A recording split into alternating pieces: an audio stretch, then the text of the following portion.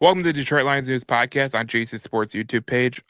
Obviously the JC Sports YouTube page wasn't active yesterday, and I was recuperating after a Sunday night football game because honestly I was basically dead in the brain yesterday. So I came out with the video today, 2 videos today. I'll have a third video later after a Red Wings game. But look, I've thought about this all day yesterday, thought about it today, and I was like, let me put this up there for the YouTube community to decide.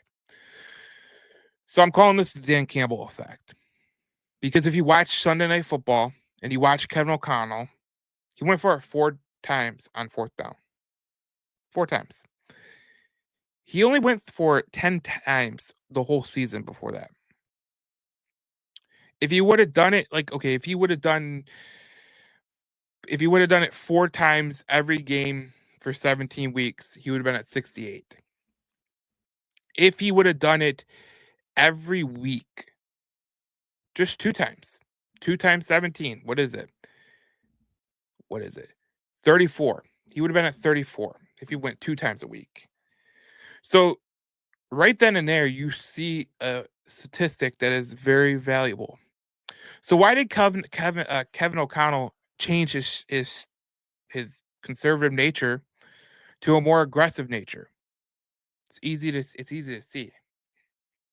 See, there's a lot of stats out there that show that Dan Campbell is the most efficient person on fourth down. He's also the more aggressive coach on fourth down. But what it shows you in a broad sense is that coaches that are coming into Ford Field, they have two things that they're going to try. They're going to try to beat you, obviously scoring touchdowns on the defense. Obviously missing Hutch, missing McNeil, missing Carlton Davis, missing guys like that. Yeah, you think you're going to be able to score on the team. They look better on Sunday, but that's a small sample size, and it was good to get Alex Anzalone back. But when you think about it, Kevin O'Connell is not a guy who's going to be aggressive. And he was aggressive against Dan Campbell. He was. And it's not in his nature to be aggressive.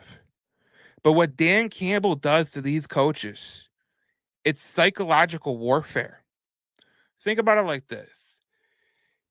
It's psychological warfare that Dan Campbell, he's going to go for it 3 or 4 times a game. And if he connects on 2 of those and they're touchdowns and you don't get the stop, that's 14 points. That's 14 points. He went for it on fourth down at one point in that game, and it ended up in 7. Dan Campbell usually knows when to push buttons. Obviously, there are some times that he's over-aggressive, but there are other, a coach like Kevin O'Connell knows that he could not settle for field goals and win that game. That's why they went for it 4 times. And it's kind of like you're starting to see what's going to happen when there's tense moments and coaches know that Dan Campbell is going to go for it. And he's going to try to score and score and score and score. They don't want to fall behind like that. So they're going to be chasing. If there's going to be a time where they're going to take a fourth down, shot, they're going to do it. But Kevin O'Connell was not the guy who is aggressive by any stretch of the imagination. He was never aggressive the whole year. He had 10 the whole year leading up to this game, like I said. And he had 4 in one game. And Detroit stopped him on all 4. And even when, the Vikings were starting to get some momentum, they made a kick out of bounds, they missed a field goal, things like that happen. But the reality of the situation is this. Dan Campbell was in Kevin O'Connell's head. He was in Kevin O'Connell's head. Because there's no way Kevin O'Connell just sat there and said, look, I'm going to do it the same way I did it. Because in the first meeting, I said it on the game preview podcast, and I'll say it again. If Kevin O'Connell just wanted to kick field goals, he kicked 3 in the first meeting, and it lost. Detroit kicked 1. That was the game winner.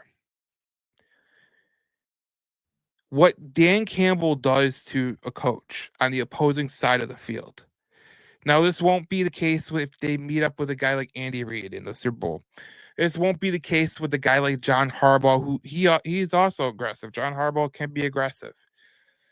But against these coaches in the NFC in this current time period of like who's in this NFC playoff picture right now, you got Matt LaFleur. He could be a little bit wonky sometimes, and the statistics bear it out that way. Dan Quinn, you really don't know what to really expect by Dan Quinn because he hasn't made those huge decisions. He obviously had that stint with the Atlanta Falcons, but they lost that 24-3 lead. Minnesota Vikings, they're not known to be going for it on fourth down. The Buccaneers, Todd Bowles, not really a guy that he's a defensive guy, not really a guy that's going to go for it by all accounts. Then you got Kevin O'Connell, you got Sean McVay, and you got Nick Sirianni.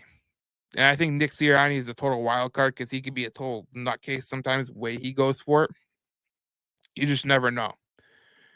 But if Dan Campbell is going against these guys, there's no doubt about it that at that point in time, those coaches that are on the opposing sideline are going like this. We need to score points, and we cannot fail on third or fourth down. And they're going to go for it. And I did the research. I was going to put a slide up, but I didn't have the time. I was going to put the slide up, but it just didn't, for some reason, deleted in my Canva file. But when I looked at it, how many times these teams have gone for it on fourth down compared to their average. And usually it's a 2% bump up in them going for it on fourth down against the Detroit Lions. And Kevin O'Connell did it 4 times, and he only did it 10 times the whole rest of the year. My point is this. Obviously, we know Dan Campbell's an aggressive coach. Obviously, we know he's aggressive by nature. But the one thing about Dan Campbell that separates him from the rest is he's also efficient on fourth down. And he knows when to test. And the team, they know that he will send them out there on fourth down. So they're prepped and ready to go for it. When you get to the moment in time, in a game in the playoffs where, you got to have this play, the Lions are going to be very, very well versed in that. There's going to be a lot of other teams that are not well versed in that. But don't you dare think that Dan Campbell or the coach that's on the opposing sideline doesn't think that Dan Campbell is going to go for it at least 3 or 4 times. And if he gets 2 of those times and they end up in 7, 10, or 14 points, you got to think that they're trying to chase those points. And Kevin O'Connell tried, and you give him the utmost credit, but he could not keep pace with Dan Campbell. And by the end of it, obviously the Lions won and Dan Campbell succeeded. But this is the total Dan Campbell effect because Dan Campbell is known to go for it. Kevin O'Connell was not known to go for it before this game, but he went for it 4 times.